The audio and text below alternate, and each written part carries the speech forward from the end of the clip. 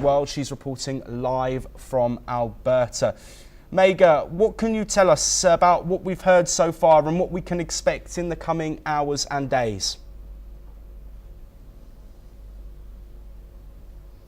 Yes, before I go and take you through the schedule on day one, where the leaders of the G7 have already arrived. They arrived yesterday through the day, but there's fresh information pouring in, and this is going to be raising eyebrows because as per a news report, US President Donald Trump has said that he does not intend to sign the G7 statement on the Iran-Israel conflict. He has said that he will not speak about Iran and Israel, but he's ready to talk about trade and quote-unquote many other things. He's also further said that throwing Russia out of the G7 was a huge mistake.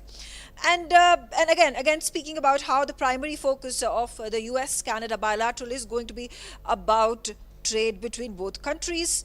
And the US president has also said that the Iranians want to talk about de-escalation. So these are strong statements coming in from US President Donald Trump.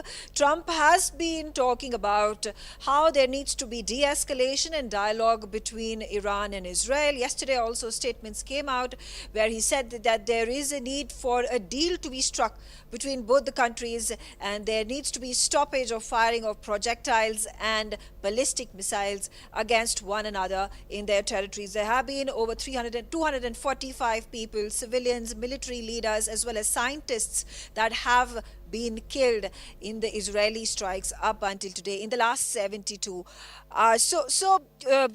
Josh, strong statements. The fact that Trump does not want to talk about Iran and Israel, and we have been talking about how the Israel-Iran conflict is going to overshadow the G7 leaders summit, says quite something about the US stance on this entire matter. In fact, yesterday, US President had also spoken about he is not averse to the possibility of Russia intervening in the matter. So we continue to see that Donald Trump is leaning towards Russia in more ways than one on a number of issues, whether we talk about the pressure that is being put by the other G6 nations and as well as the Ukrainian president that there should be more sanctions imposed on Russia.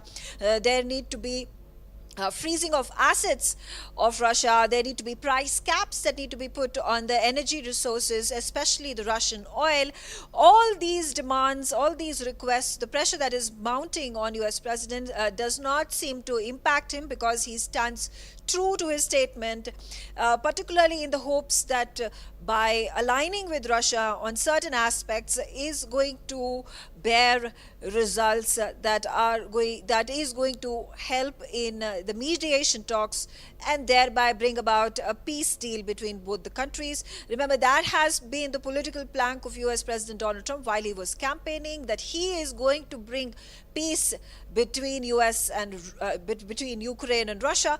He said, I'm going to be negotiating a peace deal between both the countries in the next 24 hours. Those were the statements in the initial weeks of his presidency. That has not happened despite major efforts by the US administration to broker peace between both countries. And it's also interesting, Josh, that between I think 1991 and 1994 there was the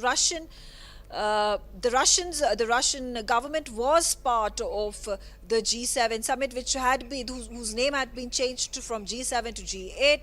It was later on removed from the leaders summit. It was later on removed from the group of 7, which was the group of 8, and then it in turn became group of 7 once again. So Trump goes on to say he is in full support of Russia to be part of the G7, turning it again as G8. So those are latest developments, and it will be interesting to see how things pan out because the G7 nations are at this point of time and again pointing that there needs to be de-escalation, there needs to be dialogue in the Israel-Iran conflict that is taking place, and the joint communique will also reflect on this particular aspect. But if the US does not participate in it, remains to be seen how powerful and impactful that joint communique is going to be.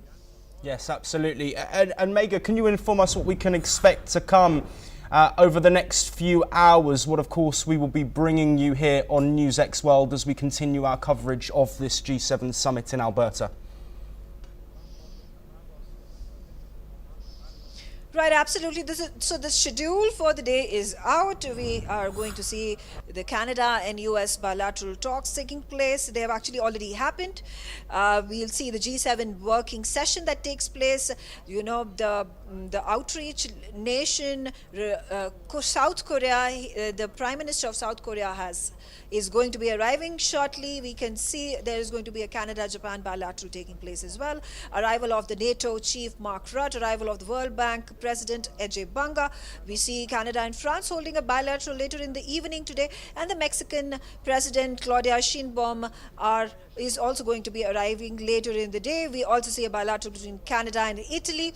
There is going to be in the evening at about 5:45 p.m. local time the G7 family photo. After that, we will see the arrival of Indian Prime Minister Narendra Modi, which will happen at 6:35 local time in the evening.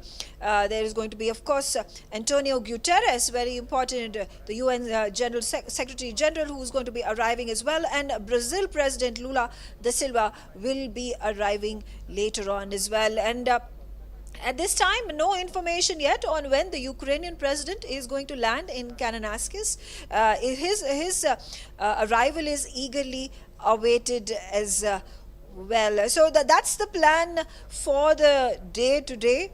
Josh, also we saw that there were a couple of bilaterals that took place yesterday as well between the Canadian Prime Minister and Keir Starmer, the UK counterpart.